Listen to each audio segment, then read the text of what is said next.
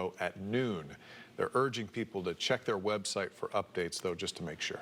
Our storm coverage continues in just minutes. We are keeping a close eye on Hurricane Nicole as the Category 1 storm gets closer and closer to landfall. New satellite images show the size of this thing. You can just see how this system is impacting Floridians in nearly every part of the state. Water levels, which are already high, getting higher as we take a look at a very choppy Lake Monroe near Sanford tonight.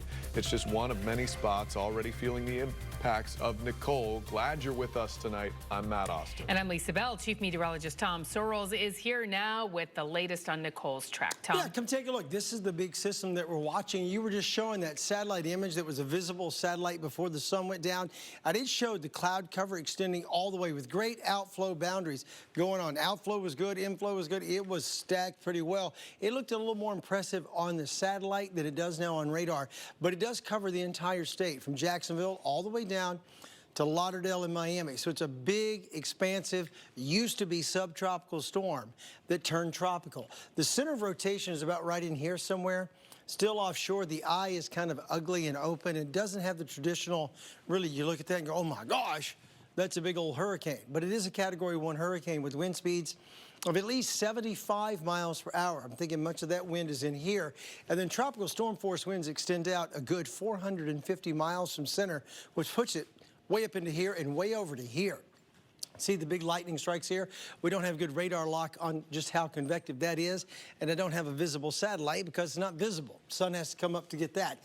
Eventually we'll see it, but as these bands continue to funnel on in, the eye comes this way and they continue to wrap around it. We're going to end up with some high wind to parts of central Florida that we're not getting right now. We're getting plenty of wind. I don't mean to diminish a 30-mile-per-hour wind gusting to 45. That's tough. It's just not as tough as where we are going to go before all is said and done. With Ian, I'm trying to remember back. There was one big wind gust on the coast, I want to say in Brevard County, that had wind speeds upwards of 68 to 70 miles per hour. I've got a feeling when this is over, we'll have a whole lot more than one to talk about here in Central Florida. Here's the way it goes. In the next hour or two, you see that banding coming on shore, and then future radar takes that and blows most of it right down through the metro, right on the I-4 corridor between now and about midnight or 1 in the morning. Here's the locator as of 11 p.m. New update. They're giving them every hour now. 75-mile-per-hour winds, gusts are still, hold on, let me back up. You see that one more time. Yeah, pressure still holds at 980 millibars, so the pressure's not dropping, and the track won't change again until early in the morning, but the track really doesn't matter now that we can see it, and we know for sure where it's going. Standing by now with more on the rain pattern and what you can expect during the next probably 7 hours. I think the roughest time is between 4 a.m. and about 8 a.m. in the metro. Is meteorologist Jonathan Kegis. Hey, Jonathan. Hey, what's going on? Yeah, we'll see that obviously a little earlier along the coast, watching these little kidney bean-shaped features, if you will, pushing on shore over the next several hours. That's where we could see a few tornadoes involved. That's what we always typically see with these tropical systems coming on shore. Here we go at 3 o'clock, and again, that heavy rain continuing most of the weather, as Tom mentioned, on the northern side of this storm here. There's 6, 7 o'clock. That rain still coming down extremely heavy, and then spiraling on out, the heaviest stuff now back on the west coast, the Gulf coast of Florida. Still some gusty downpours inland, but really by this time, the worst for most of us in central Florida is going to be over. It will still be raining heavily. It will still be gusty winds, but the potentially damaging and the winds that could cause power outages will be winding down. There we go at 2 o'clock on your Thursday. A few gusty showers, kind of like what we had this afternoon, but certainly for us, it will be winding down.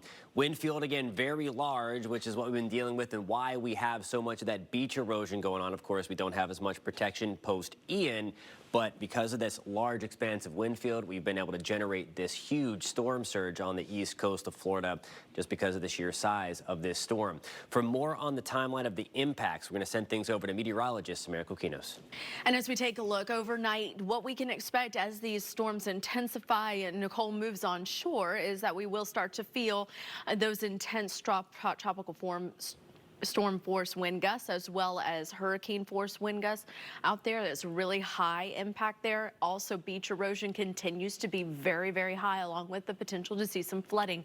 We're talking about urban areas also seeing the flooding. Even with a couple of inches of rain, it can add up very quickly with already saturated ground out there. Tornado risk is still out there, but it is fairly low. We can't rule out a few isolated tornadoes, especially along the coastline as we take you to the Flagler, Brevard, and Volusia County coast. You can expect winds anywhere between 50 and 80 miles per hour, 3 to 6 inches of rainfall, but we could see isolated maximums up near 7 and possibly even 8 inches in those heavy repeated storms. As we move inland, going towards Orange and Seminole County, 45 to 65 mile per hour wind speeds with 2 to 3 inches of rainfall accumulating there on the ground, possibly even isolated maximums up near 4 to 4.5 inches, and that's the same thing for Osceola and Polk. 50 to 70 mile per hour winds, 1 to 3 inches of rain typically is what we're going to expect with this passing storm, but again, it could be a little bit higher. Lake and Sumter, from now through at least noon tomorrow, 30 to 40 mile per hour winds with 1 to 3 inches of rainfall. An isolated tornado can't be ruled out. Marion County, here you go. An isolated tornado is quite possible. 1 to 3 inches of rain. We could see isolated maximums up near 4.5 inches. Winds will average about 40 to 60 miles per hour. We'll continue to update these impact graphics as well as bring you more developing information on Hurricane Nicole as it makes its way toward the Florida coastline coming up in just a few minutes. But now for now, we'll send it back to Matt and Lisa on the desk. Samara, thank you. Well, condo buildings in New Smyrna Beach have been evacuated after officials said they were just unsafe. News 6's Eric Sandoval is live in Volusia County now with more. And Eric, we're talking about a dozen buildings in Daytona Beach shores, as well as at least one building in New Smyrna Beach, all that have been evacuated because officials say those buildings they're concerned could actually collapse tonight. Isn't that frightening? And Lisa, we're talking about buildings and homes that people, really saved their whole lives for. I mean, just picture waking up in the morning, looking out your plate glass window or your slider and seeing the Atlantic Ocean. Isn't that just the dream for a lot of people? Well, that is what is happening right behind me. The building right in the back there, they face the Atlantic Ocean. And basically what we're seeing is Hurricane Ian really chipped away at a lot of the seawalls here, really caused a lot of beach erosion. And now Hurricane Nicole is coming in, kicking up those waves, and there's really nothing to buffer those waves with because the retention walls have just basically been crumbled away. Want to give you a little bit closer look at which buildings we're talking about and what the threat is. Now, this is the Las Brisas condos where we are, the buildings that have been declared unsafe. We're right here where it says you are here. Clear on the other side. This is the Atlantic Ocean right now, and the waves are basically just kicking up here, eating away at the sand, really putting buildings 3 and 4 in immediate danger. And that is why the Volusia County Chief Building Inspector declared this entire complex unsafe and ordered a mandatory evacuation. Now, that said, we have seen people milling about here at this late hour. And as you mentioned, this is just one building. There are 12 others in the Daytona Beach Shores area, and I think we have some video of the evacuations and the damage, actually, that was being cited earlier today. 12 high-rise condos in the Daytona Beach Shores area are facing mandatory evacuation. Also, one hotel, same reason. The waves are just eating up the retaining walls and the sea walls that were collapsed from Hurricane Ian haven't been rebuilt, and it's just basically putting those buildings in a lot of danger. Volusia County Sheriff Mike Chitwood actually physically went door to door.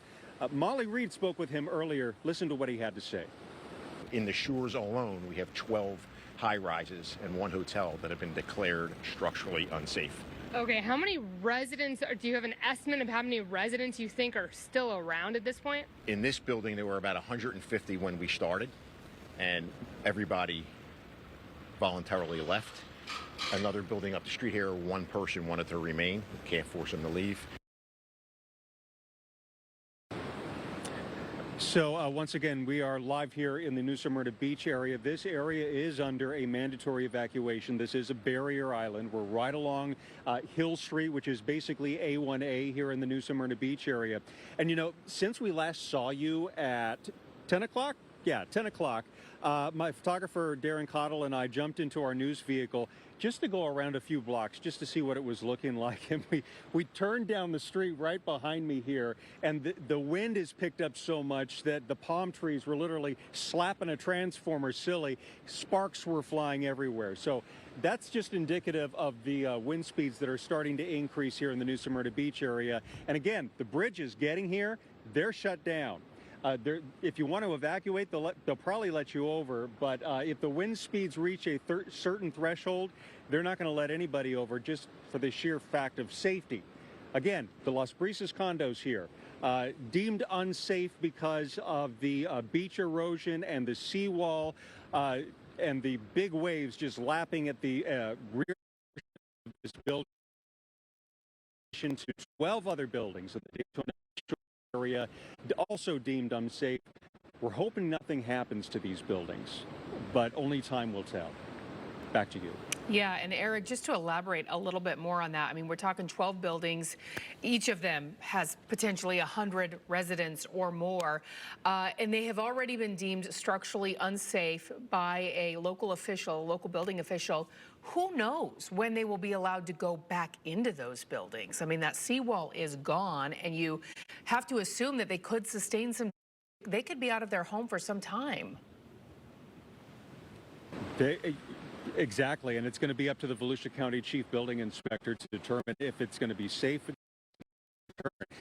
Now, we can only assume that it's been deemed unsafe because the power of these waves hitting sand and hitting the seawall here.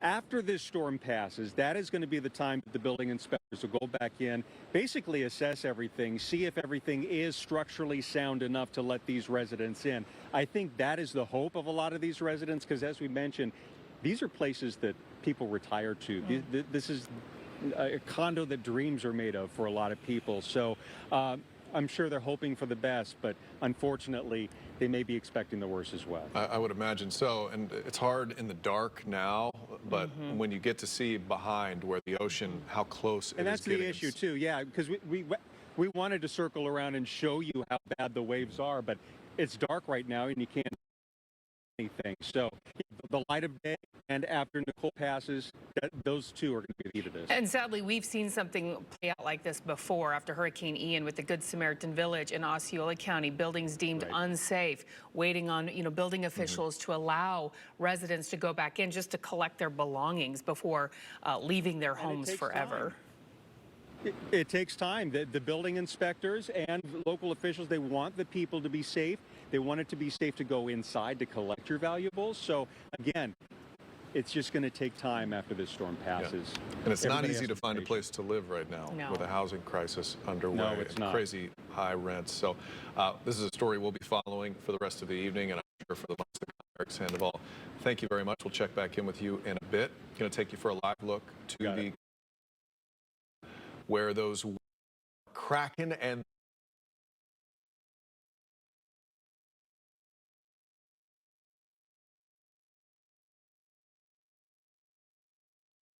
can survive the storm here. News 6's Lauren Cervantes is in Brevard County for us with a look at the conditions in downtown Melbourne. It doesn't look too bad where you are right now, Lauren.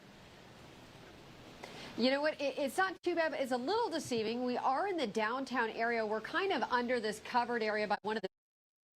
Just a couple of minutes ago, the squalls was moving through, so it was really windy and rainy. That is kind of subdued right now in the last couple of minutes. Believe it or not, there are people out in the downtown. We've seen here. People coming up, they see the cameras, they want to know what's going on over here. But take a look at the windy town here. Just a couple of minutes ago, he says he's in Palm Bay, just down the road. He's okay because they're further in. Satellite Beach says he's in a condo and already they had flooding to the point where he thought he'd need some type of a boat or a canoe to get out of the building and get to work. Listen to what he had to say. Oh, so my friend, he lives beachside. He posted something about his condo, just there's flooding and already, that was earlier today. And luckily he lives on the 3rd floor, but I feel like he still has to walk through a whole lot of water. He already had water that reached up to the 3rd floor of their building. No, not that far, but it was still, luckily he lives on the 3rd floor, so that way he's not,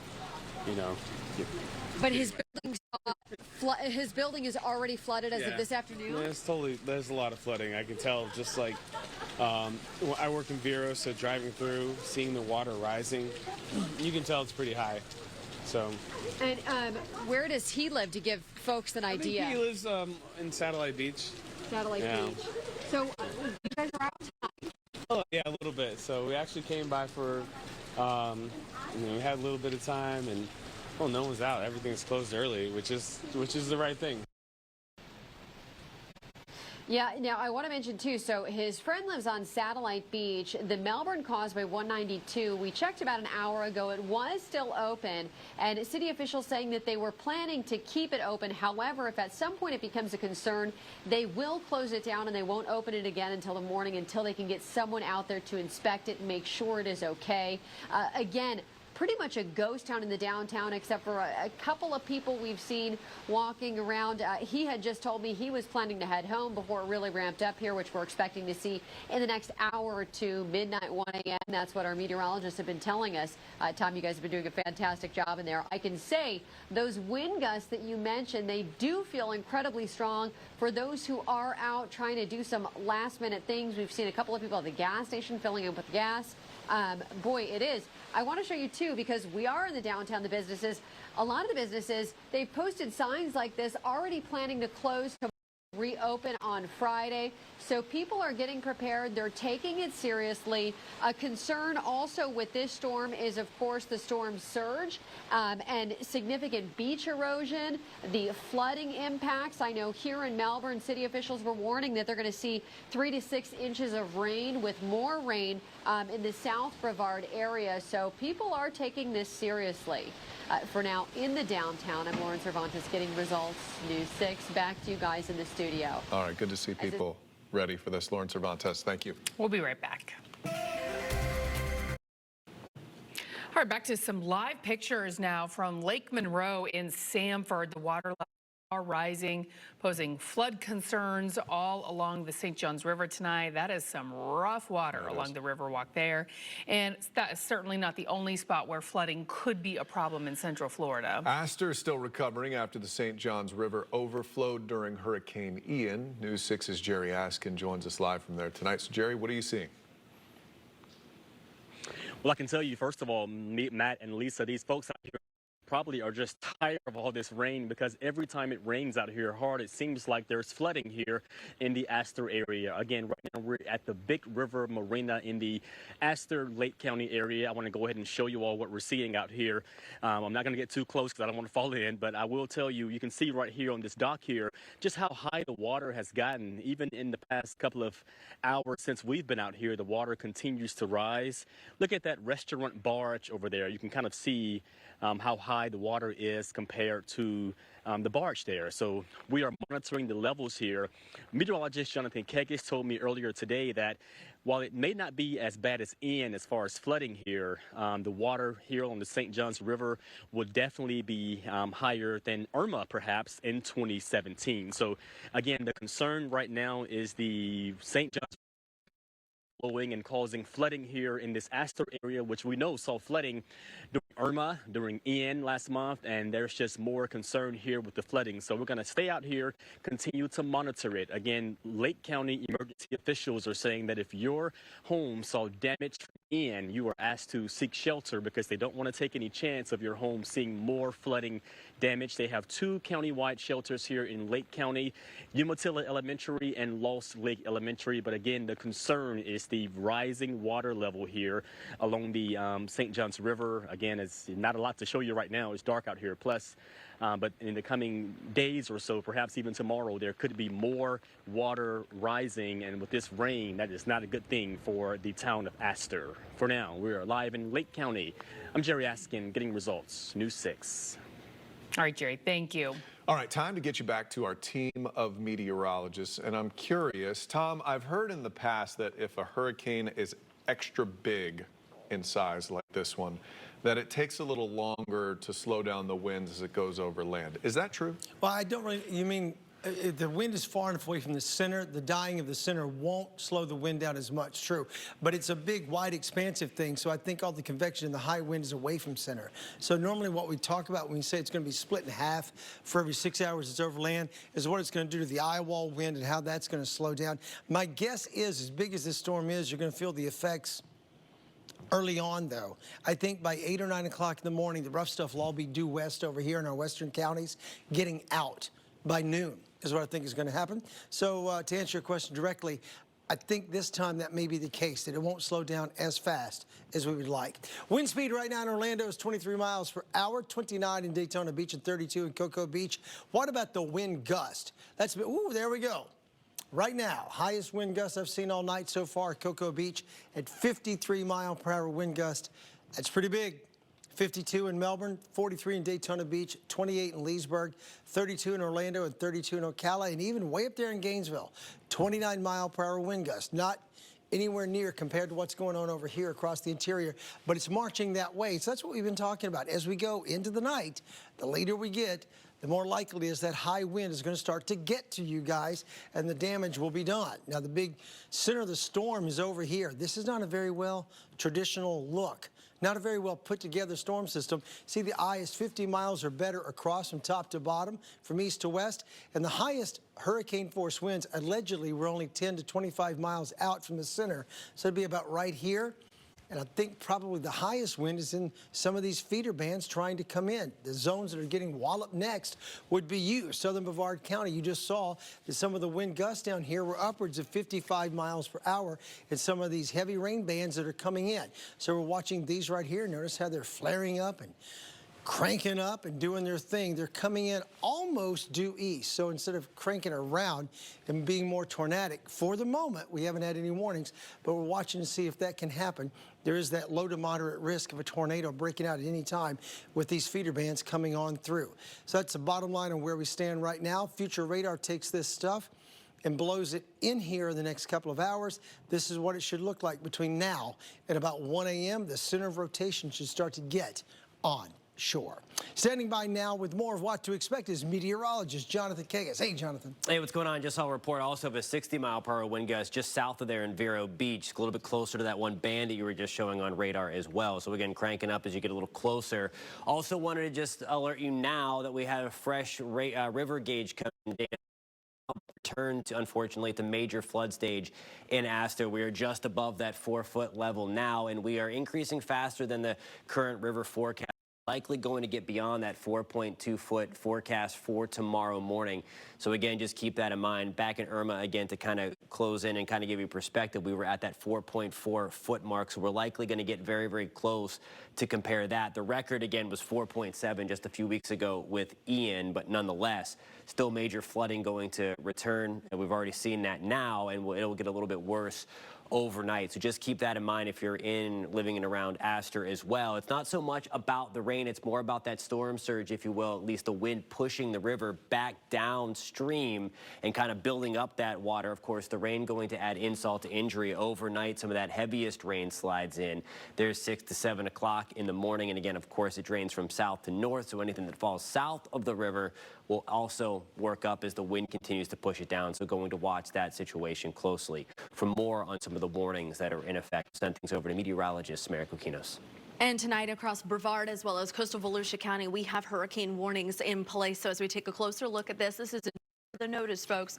Hurricane Nicole expected to make landfall overnight well to our south, but all of the being felt to the north with the heaviest of the storm basically well away from that center, and the eye itself is about 50 miles wide. So we're going to continue to feel tropical storm conditions. So we do have a tropical storm warning across our inland zones, mainly along the coast in the red is where the hurricane warning is right now. In place until further notice, about 3 to 5 feet above normal. And when you add in the astronomical high tides, that'll happen around 8:45 going into 8:50, getting close to that 9 o'clock hour. We're really going to see a lot of damage with big time erosion as well as coastal flooding taking place. High surf advisory continues for coastal Flagler County, and that will be until 7 o'clock Friday night. Large breaking waves up to 20 feet are quite possible. High rip current. So don't go out there, folks. We don't need you along the coast, and many of the beaches beaches are not accessible. So we'll be back. We'll continue to bring you more developments with Hurricane Nicole right here on News 6. Stay with us right after this. Workers with FPL are preparing to hit the ground once the storm passes. So to help restore power as quickly as possible, many of them are staging at the Daytona International Speedway. We understand that a November storm is very unusual, and we also know there's a lot of residents who are seasonal, and a lot of residents are dealing with hurricane fatigue from Hurricane Ian.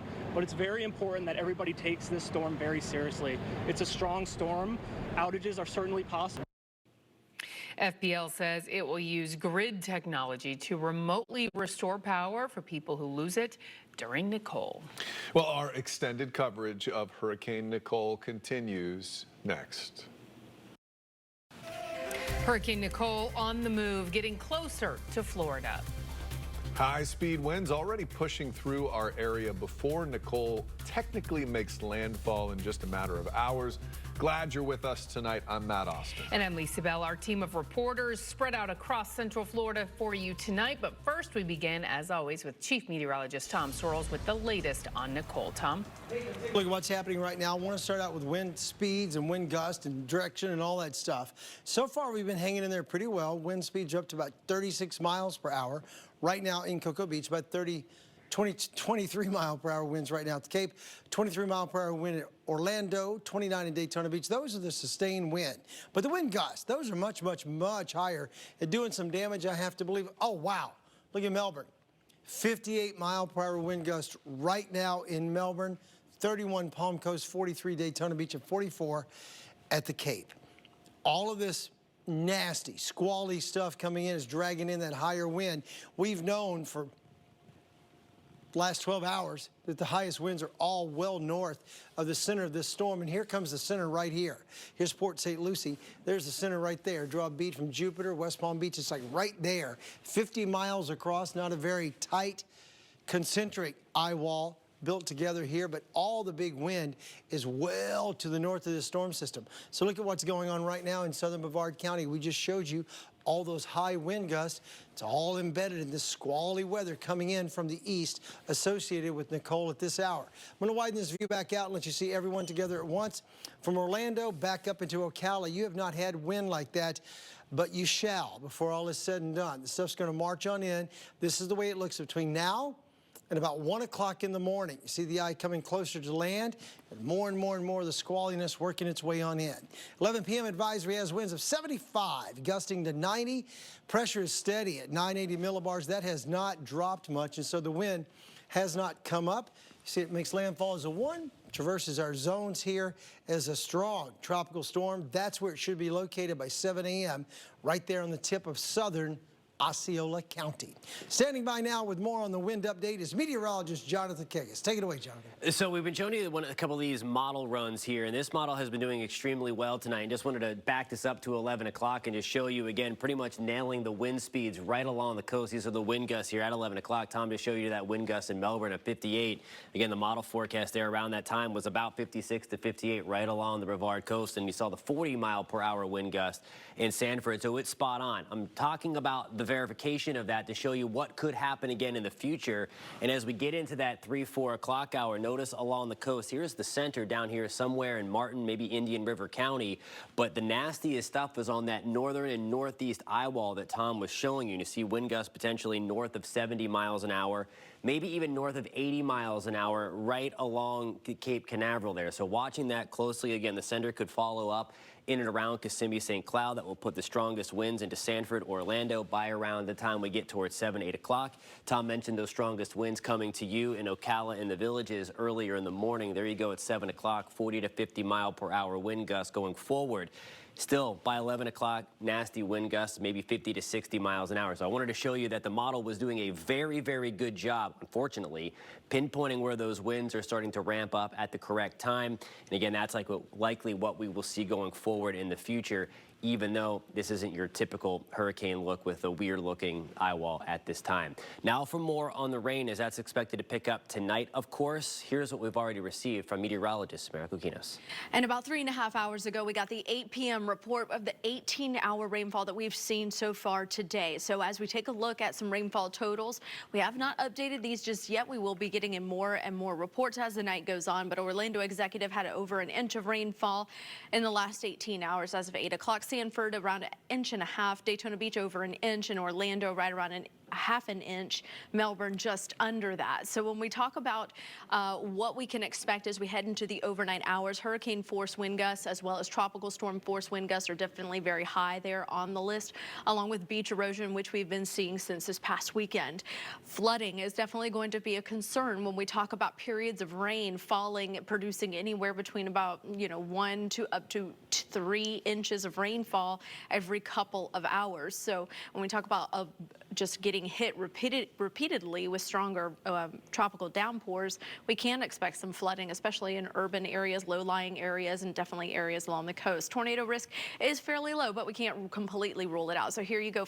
Flagler, Volusia, and Brevard County can expect winds anywhere between 50 and 80 miles per hour with rain anywhere between about 3 to 6 inches. So what we're talking about, isolated areas could see up to 7, possibly 8 inches of rainfall accumulation through tomorrow night. So when we talk about the tornado risk, though, a few are possible. We can't completely rule it out, but storm surge 3 to 5 feet and beach erosion definitely a major concern there along the coast. Orange and Seminole County, 45 to 65 mile per hour winds, 2 to 3 inches of rainfall there, and a few tornadoes possible. Osceola and Polk, pretty much the same, but about 1 to 3 inches of rainfall there. We could see isolated maximums up near 4 to 4.5 inches. Lake Sumter County, 1 to 3 inches of rainfall and about 30 to 40 mile per hour winds. And as we head into Marion County, 40 to 60 mile per hour wind speeds with about 1 to 3 inches of rainfall, but isolated areas could receive up to about 4, maybe even 4.5 inches of rain.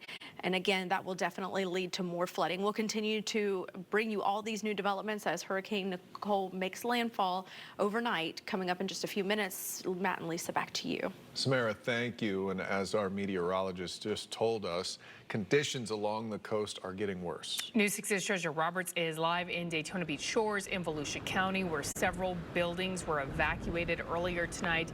Treasure, what's the latest from there? Yeah, since we last spoke, again, not too many things happening out here, and that's actually a good thing. I haven't seen any damage, but the winds do continue to pick up.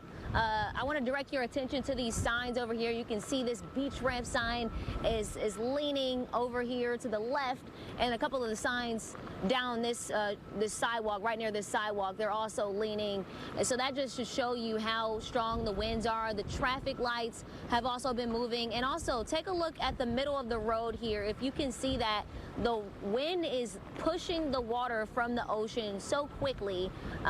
So that it's just super windy out here. And luckily it's not as rainy. So we're just dealing with a lot of wind right now. Nobody, as you can see, a police cruiser and a deputy's patrol car here on the road. These are about the only vehicles we've been seeing in the past few hours that we've been down here. I'll tell you, we did take a little trip down the street, a couple minutes at we went to a community called Wilbur by the Sea. We did not stay there because it wasn't a safe place to stay, but we did get a quick look at what that looks like, and I'll describe that for you. They're properties, beachfront properties, and literally the back end of the property, it's like it broke off and fell down toward the ocean. That should just show you how strong winds are and why law enforcement officers were so serious about evacuating people from these buildings. If it can happen at that property right down the street, you know, they say it could have happened at any of these dozens of buildings that they tried to evacuate this morning. So we'll continue to monitor the area and, of course, stay safe. But for now, it seems like there's not any damage. Like I said, again, that's a good thing. I'll send it back to you guys. Yes, it is. All right, Treasure Roberts, thank you. Flooding, however, remains a big concern across Central Florida, as well as in Seminole County, where river levels just started to go down not too long ago after Hurricane Ian. Yeah, we're afraid we're going to reverse that trend. News 6's Eric Von Anken is live out there tonight. He has been next to a very choppy Lake Monroe this evening. Eric, all this rain and wind is complicating things for people out there. Right. You know, and Matt, we're just going to have to wait to see how complicated this ends up getting for the people who live along the St. Johns River. So if there isn't any good news out here so far, the height of the river has not changed. So again, this is Lake Monroe. A little geography here. So the St. Johns River is one of the few rivers in the northern hemisphere that actually flows north. So it starts kind of south of Brevard County and flows through Brevard and flows through Seminole County, emptying into three large areas, three large lakes, Lake Monroe being one of them and being the widest. And so we keep talking about storm surge along the coast, right? Whoa! I was explaining earlier how this surge, so the wind picking up this water and smashing it into this seawall, it's kind of a different version of storm surge.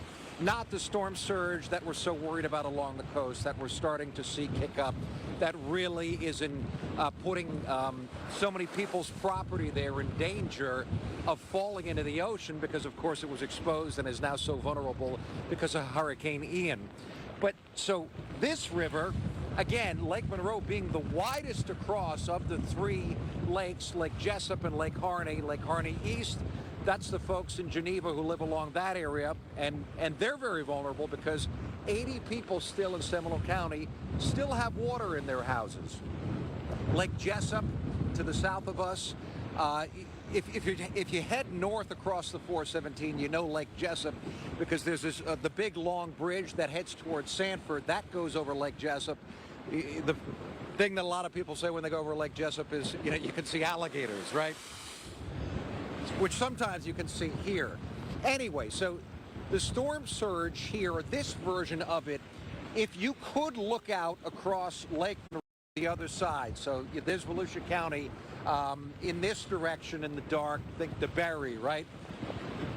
The water level there would be slightly lower where the wind cannot really attack the water because the wind is coming in from that direction, obviously, as you see.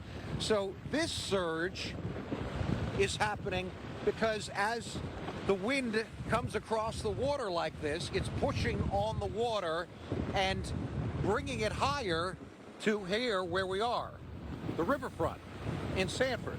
So that's why the waves are now definitely starting to kick up a little bit higher as the wind speeds kick up, essentially giving us our own inland version of storm surge right here along Lake Monroe. So a little more geography for you. In the distance, that goes down to downtown Sanford. This is Seminole Boulevard behind me, and there are still people out driving, interestingly enough. So, you know, I'm not one to tell you if it's too dangerous or not to be driving, but I can tell you that the sheriff of Seminole County, Dennis Lima, said what he would prefer is that people do not drive right now. This is not a category, at least here, 1 or 2 or 3 or anything like that. But still, his point was, you really don't know what's going to pop up, right? So if this keeps up, eventually Seminole Boulevard right here is going to be underwater. Then you start to worry about things like power lines down. You start to worry about trees down.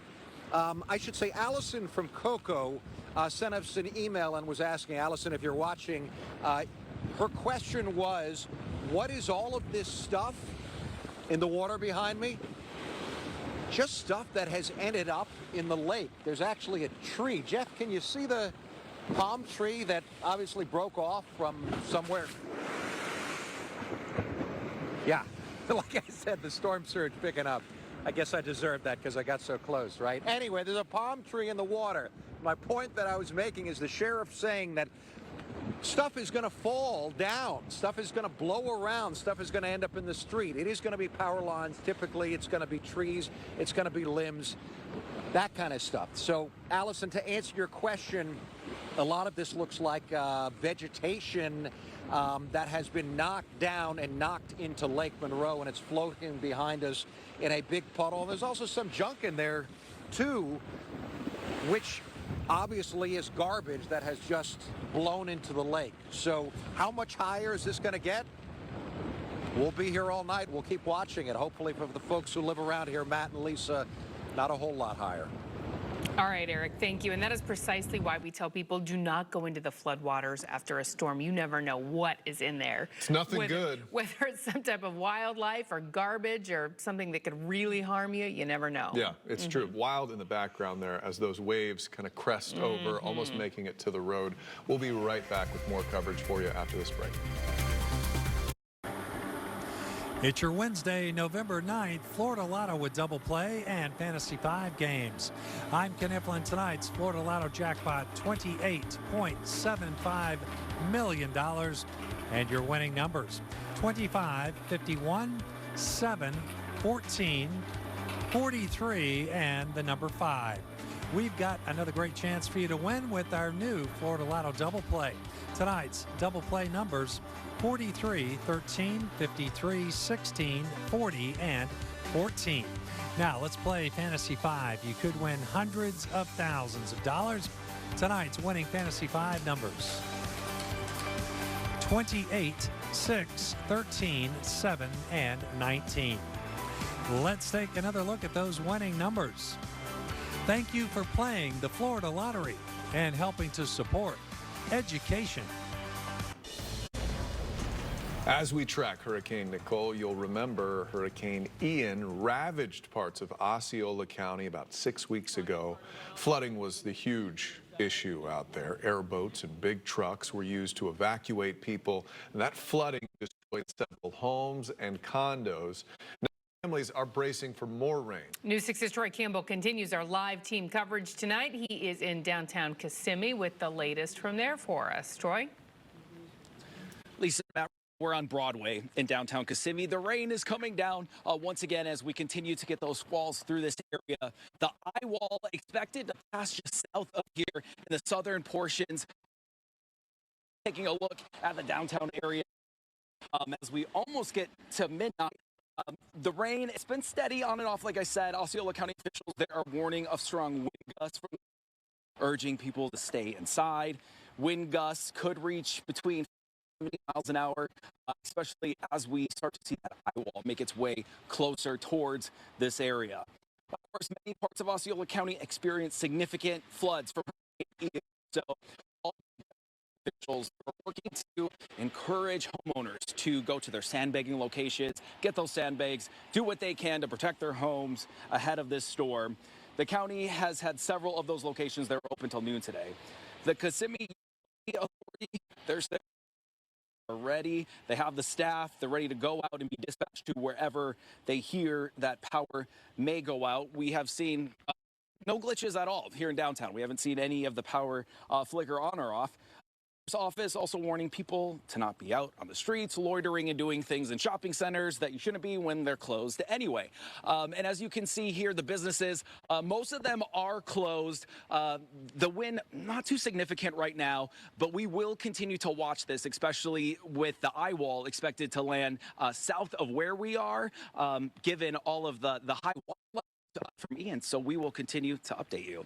Live in downtown Kissimmee, Troy Campbell, getting results News 6. Looking pretty good so far. Troy Campbell, thank you. Chief Meteorologist Tom Searles is standing by. So, Tom, we've been seeing these live shots from across Central Florida tonight.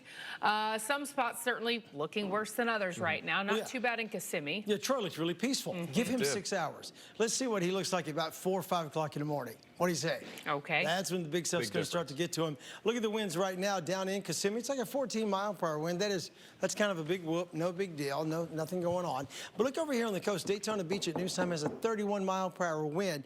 This is not the peak wind gust. This is the sustained wind. So all of a sudden, Cocoa Beach has wind speeds that are sustained of 37 miles per hour. That is 3 miles per hour away from being tropical storm force sustained wind right there in Cocoa Beach. What about the peak wind gust? Boom. Where Troy is, only 21 miles per hour, no big deal. But in Cocoa Beach, 54, Melbourne, 56, 39, Daytona Beach. These are some damage encouraging, making some damage occur.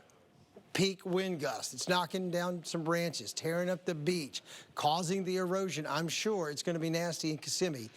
in about 4 or 5, maybe 6 hours. Now watch what's happening on radar right now.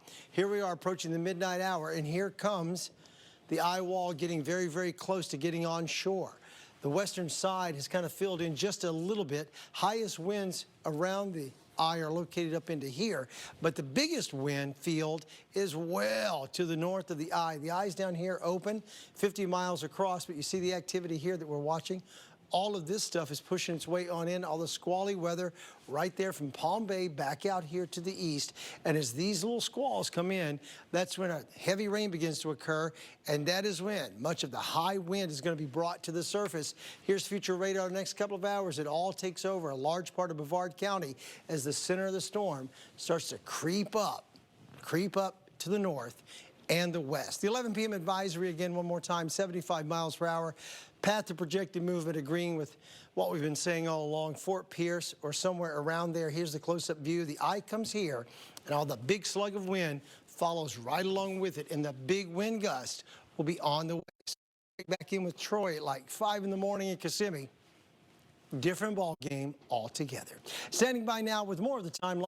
Meteorologist Jonathan Kegas. Hey, Jonathan. Hey, and I want to show you the wind gust forecast one more time. Just showed you this. We've been watching some of the data coming in from Pad 39B where Artemis is, and they're reporting at least 68 mile per hour wind gusts. And they're still a few hours away from the strongest winds. Remember, the threshold there that it's designed to withstand is 85. So watching that closely. But the future wind gust forecast and the modeling here we've been showing you all evening has been doing a fantastic job. Again, unfortunately, pinpointing where the strongest winds are. That's exactly what we're seeing along the coast and inland with wind gusts of around 30 to 40 miles an hour inland.